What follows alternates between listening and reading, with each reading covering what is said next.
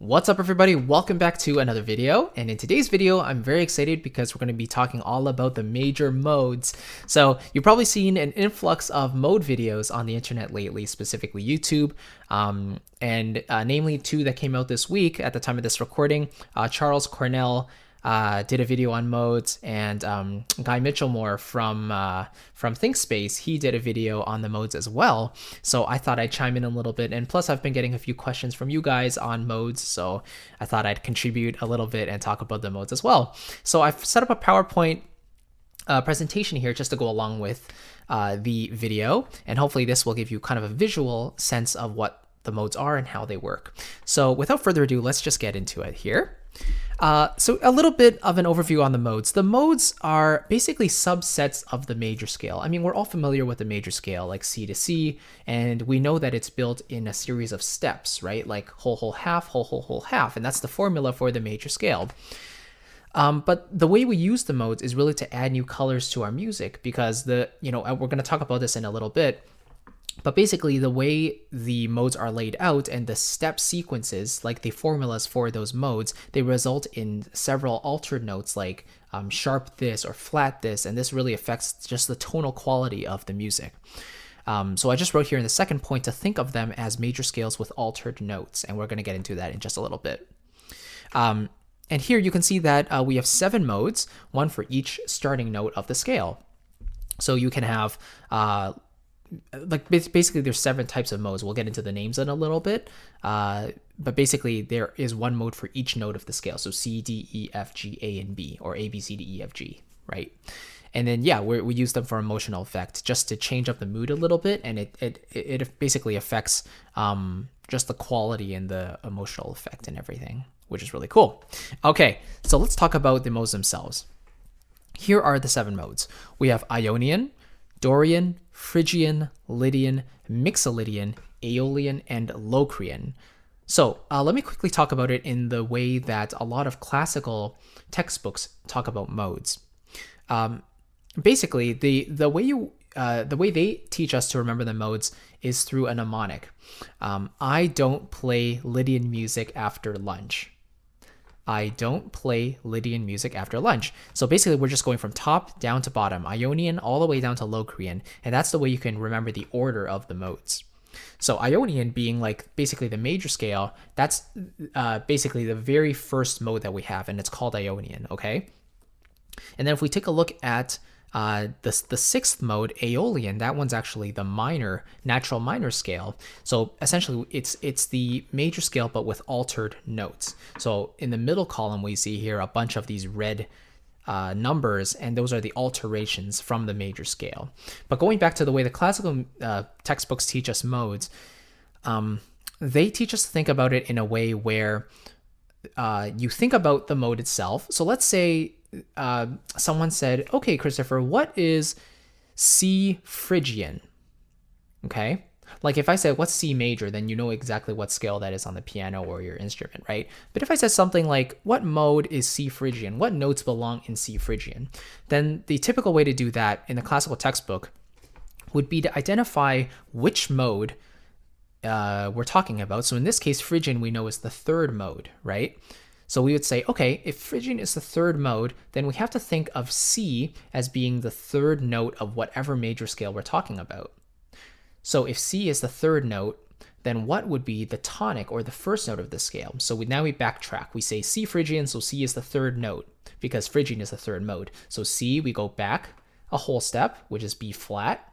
Then we go back another whole step to A flat. So now we know that we're using the A flat major scale, but just starting from C and ending on C, right? So basically you have your C scale from C to C, but with the notes of A flat major. So you have 4 flats in there: B flat, E flat, A flat, and D flat. Hopefully that makes sense. And you can see in the middle column there that the scale literally tells us that there are 4 flats: flat 2, flat 3, flat 6, flat 7. Okay?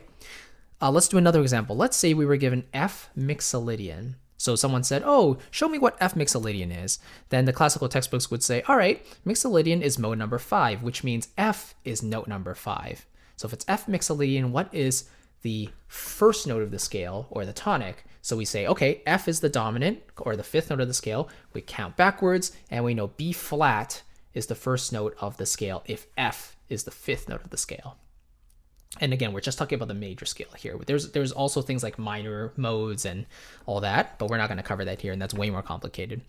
So anyway, we know we're in the key of B flat major, and we're just going from F to F. So you would expect that you would basically have the F major scale, but with the notes of B flat, right? And that's basically having an E flat in there, because F major already has B flat, but you would have an E flat as well because it's in the key of B flat major, but just starting on F and ending on F. And if we take a look at Mixolydian, essentially it's the major scale, but with a flat 7, which is E flat in the key of F major. So that's kind of a way, that's the first way to look at it. But the downside to that is you don't really understand how the modes really work per se, because all you're saying is, okay, I'm going from E to E, and I know I'm playing the notes of the C major scale, so it's like, E Phrygian, but how does that, really apply to anything? So then the second method to look at it is to think of them as the major scale, but with alterations.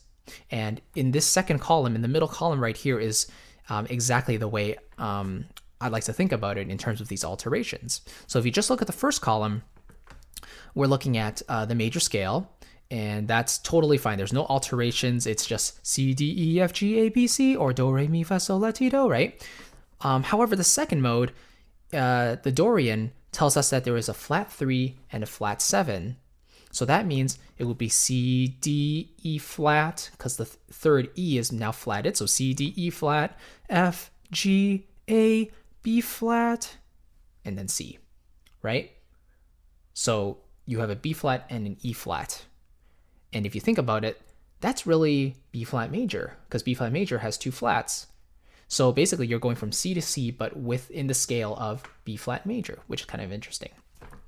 And this is how you go through all of them. As long as you know the alterations for all of these modes, it's very easy to apply them and say, okay, well, if it's like, let's say G Phrygian, then I say, okay, it's the G major scale, but flatting the second, third, sixth, and seventh. So we have G, A flat, B flat, C, D, E flat, and F. And that's it. I think it's a lot faster. The only downside to this is you actually have to memorize what the different alterations are of each of these scales. So there's pros and cons to both ways of thinking about it, but jazz musicians tend to think of it in this way because literally when they're playing scales and improvising, they don't have time to think, okay, C Locrian, that means I have to, C is the seventh note of the major scale, go all the way back down to the first note. What would that be? They just think of it as flat 2, 3, 5, 6, and 7, and they know instantly what the affected notes are. And then on the very right here, I've also listed out examples of different pieces that incorporate these different modes just so you can hear them and ingrain the sound into your mind a little bit. I think that's the best way to learn about the modes. And it's very similar to film scoring as well, where they stick with specific modes and make sure they bring out those altered notes to really show us how they sound in context. They really change up the emotional aspect of the scene that way. So it's really cool. So let's talk about really quickly the modes organized by mood, right? Because like we just said, the modes have a certain quality to them, like happy, sad, depressing, that type of thing. And in Western music, we basically only use two main modes. We have the major scale and the minor scale, right? So you see how Ionian is major scale and Aeolian is the minor scale. Those we know very, very well, but the other ones are the ones we're going to talk about just a little bit more. So Lydian is actually the happiest scale because Lydian actually has that sharp 4 in it. And I think it would be more useful if I actually played out the scales for you so you can hear the differences in these moods here. So first of all, the Lydian scale is essentially the major scale but with a sharp 4, or you could say a raised fourth. So the C major scale we know is like this. Right? But with the Lydian scale, where we raise the fourth note, which would be F in this case, if we're playing the C major scale, we would have F sharp, which sounds like this.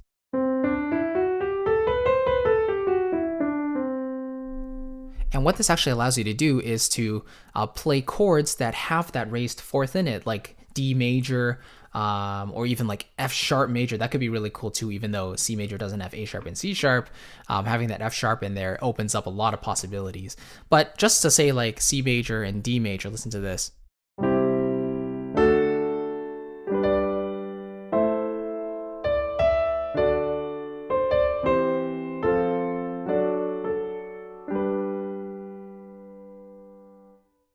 And the raised fourth really contributes to like the secondary dominant, for example, the 5 and 5.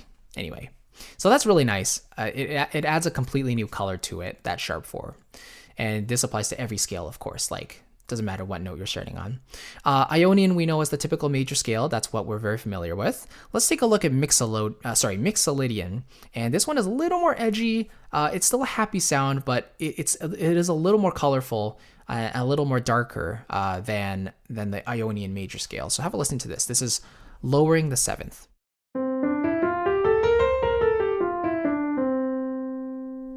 So just a really common chord progression is like having the 1 chord and then the flat 7 chord. So like this.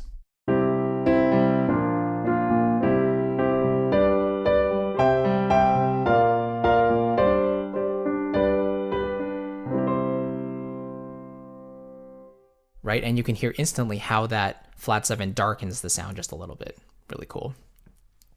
Next we have Dorian, which is used a lot in, I would say, like 80s music, maybe some 90s music as well, but more like rock punk music, where they're going for a little more of a colorful sound. So yeah, like I wrote there on the right, it has like a smooth, bright jazz type of feel to it. And here we have the flat 3 and the flat 7. So it's not quite as sad as the natural minor scale because we don't have that flat 6. So here's what the Dorian scale sounds like.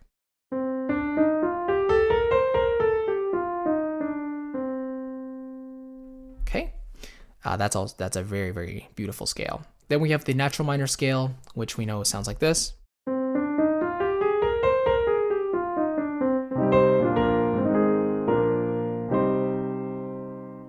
And that's why the natural minor scale has like the flat 6 and the flat 7 chords, which are both major chords, but it's due to the flat 6 and the flat 7 that actually give us those possible chords. Then we have the Phrygian, which is even darker because now we have the flat 2. So the relationship between the tonic and the second note, that semitone, that half step, is what gives it that sense of urgency and that mystery in there. So here's what the Phrygian sounds like.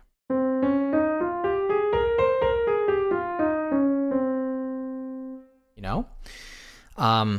And Rick Beato, who is a YouTuber, he talks a lot about music theory, but he has a great explanation on how to practice modes. But essentially, you want to play chords and you want to play scales where you really expose those half steps. So for example, I know the half step is between the first and the flat 2, 1 and flat 2, and then also between the 5 and the flat 6.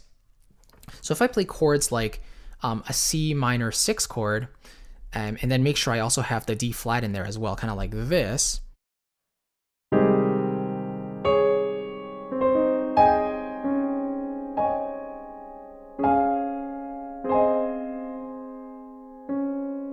Like it's not the most beautiful sound, but you can start to play chords that incorporate those half steps in there, comparing the 1 and the flat 2 and then the 5 and the flat 6, and those will actually give you the tone of the mode you're going for, those half steps.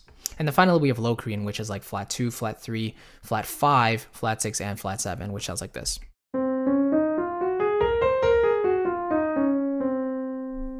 So naturally, with so many lower notes, you would expect the mode to just be darker and more dissonant. And this time we have the half steps between the 1 and the flat 2 and the 4 and flat 5. So having chords like, not the most pleasant sound, it does sound pretty dark and deep and sinister. So the Locrian mode is not used as much in like film scoring, for example. Okay, hopefully that makes sense. Kind of a way to organize the modes from a very happy sound to more of a sinister and dark sound. Okay, so here are some main takeaways. Modes can dramatically shift the emotion in our music, as we just heard. And if you go back a couple slides or go back to the beginning of the video, on the right side, I kind of mentioned some examples of these modes where you can listen to them in context. And modes can be used in scales or chords, I should say. And I just mentioned how Locrian is used less in traditional film scoring just because of its super dark sound. We hear a lot of Phrygian, a lot of Dorian, of course a lot of Lydian. Jon Williams loves that sharp 4 in there to really bring that happiness and uplifting touch to his pieces, like E.T., right? Da, da, da, da, da, da, da. That's completely Ionian, completely major. But then you have da, da, da, da, da, da, da, da. So that brings in the G major scale a little bit, having that F sharp in there. So yeah, it kind of just gives it a little bit more of a lift, which is really cool. So I guess just to really sum it up, think of modes as a collection of moods, rather than think of them as like, oh, sharp this, flat this, what scale degree am I starting with, all that stuff. Just remember what alterations you have. Consider the different moods that you're going for. If you're writing a specific scene and you're saying, what kind of scale would really fit the mood of this scene well? I mean, the major and minor scales can really get us pretty far, but if you're looking for an alternative color that's maybe not used as much, then explore the different moods you have. If you're going for something super uplifting and super exciting, then Lydian and even a Mixel Lydian can really help you out. And for something a little bit more neutral, a little bit darker, maybe you have Dorian and maybe Phrygian, and then Locrian you can really use for those super, super dark moments where you want those clusters and you want everything to really just build up and build a lot of tension. So it's pretty cool. Think of them as moods rather than different scales. I just like to think of them as like a collection of, whole and half steps that result in a really nice different sound compared to just our regular major and minor scales. Thank you so much for watching. I really appreciate it. And before you go, I want to give you a little gift just for sticking with me to the end of this video. Essentially, it is a music theory guide that I put together telling you basically all the fundamentals of music theory that I think you need to know in order to be well on your way to composing a piece of music and actually know exactly what you're doing. So it's very important. A lot of people write music not exactly knowing what to do and what they do and why they do it. So I think a little roadmap and a little structured guide will actually help you with that. So it's totally free. Click on the link in the description box below and you'll find it, and just download it and keep it with you. And feel free to refer to it anytime when you're composing your next piece and you're not really sure what you're doing. Just refer to it, try to understand the concepts. I try to lay it out as clear as possible, and I think it will really help you if you take the time to look at it. So thank you so much. I really appreciate it. I will see you in the next video, and take care. Have a good one. Bye-bye.